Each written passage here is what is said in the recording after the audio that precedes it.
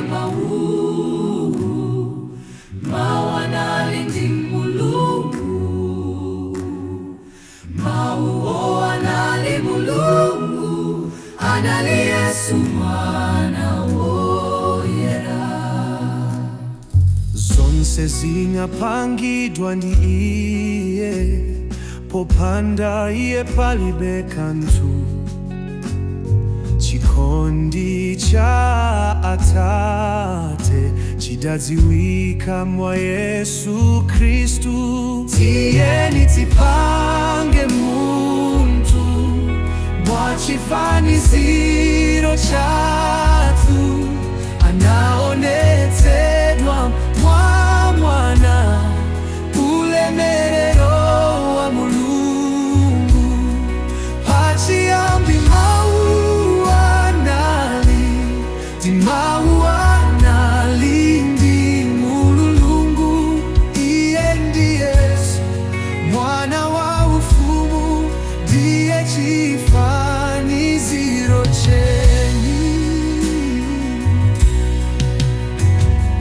Tiyeni tipange munthu adati Mulungu mingalilo, mwana wokondedwa amene ali mchifaniziro. Hebreu amati momveka ndi chithunzi cha ulemerero. Chifundo cha Mulungu chinadza kudzera mwa Iye yekha. Tiyeni tipange munthu mwa chifaniziro chathu, anaonetsedwa mwa mwana, ulemerero wa Mulungu. Pachiyambi mau anali ndi Mulungu. Iye ndi Yesu mwana wa ufumu, ndiye chifaniziro chenye. Mau anakhala thupi, anakhala pakati pathu.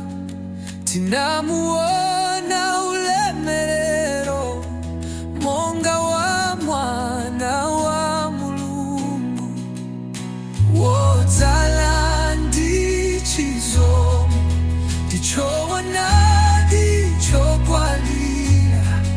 Yesu ndi moyo, Yesu ndi kuwala kwa anthu onse.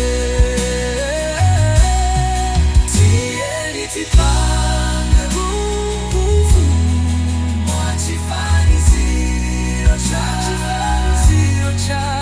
mwanetsedwa mwana, ulemerero wa Mulungu. Pachiyambi mau anali